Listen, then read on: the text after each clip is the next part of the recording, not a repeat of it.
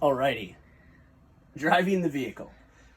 So, first of all, before I even get to driving it, this vehicle, the engine compartment itself and its heating and cooling system is sufficient to both heat and cool at least the front of the entire front of the RV in case you get in a situation where the air conditioning isn't working for some reason or the heat isn't working for some reason and it's really cold outside and or really hot outside. This is almost foolproof. And fire it up and it will keep you cool enough or hot enough, however that may be, to be safe until we can help you figure out how to fix whatever the issue is. So it's just a automatic transmission, so it only has forward and reverse. The lights are going to stay on, so keep that in mind when you're at a campsite and it's early in the morning or late at night and you're running it. If you turn it on, the lights will stay on and they're not going to turn off unless you shut off the engine. And they're bright, and so it will not go unnoticed. As far as mirrors go and cameras, there's no rear view mirror. There are 4 side cameras or side view mirrors. There's a higher and a lower mirror. You need to check both if you are changing lanes, and when you go into that lane, before you go into that lane, make sure on the high mirror you can see both headlights of the vehicle, the next vehicle back. If it'll look on the lower mirror like they're much farther away than they really are, and if you only use the lower mirror to change lanes, you'll cut them off. You probably be okay. Just for safety, use the top mirror to make sure you see both headlights before you change lanes. In addition, when you hit your blinker, the camera will automatically change to the side you are going to, the lane you're changing to. You can also change by pushing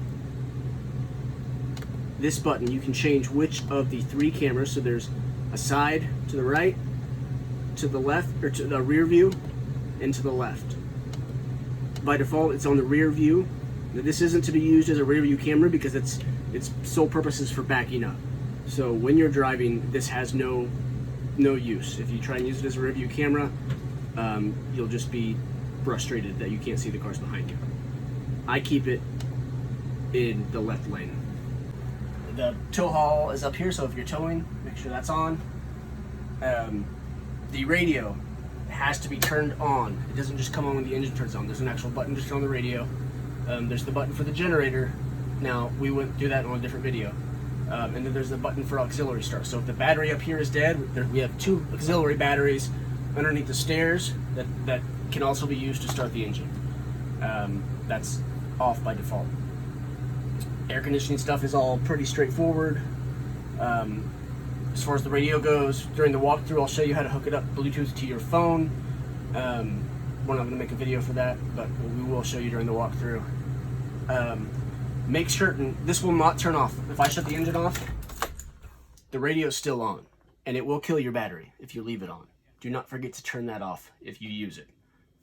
Again, you can if you kill the battery, you can use the auxiliary, but then you'll kill that one too if you leave it on again. The side view mirrors, so you can change just like in a passenger vehicle, the positioning of the mirrors. To do so, you just go here, left mirror, right mirror, up, down, sideways is here. So cruise control is pretty straightforward, just like a passenger vehicle. Here's on, and then set it here and off. That's the only things that I ever use to drive it. As far as cruise control goes, and it works great.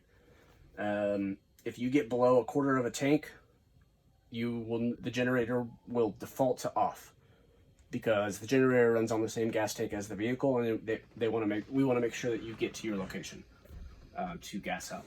So after 1/4 tank, generator is off. You can't turn it back on.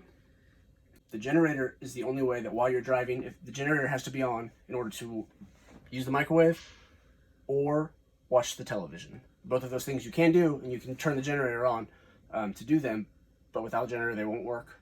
And keep in mind there's a 4-hour max on the generator, and then after that you start paying $3 an hour to use it. The fridge will not shut off. It does not require the generator or even the car to be on. It runs off the battery, so you'll be fine. Your food will not go bad if the generator, the car are off and it's not plugged in.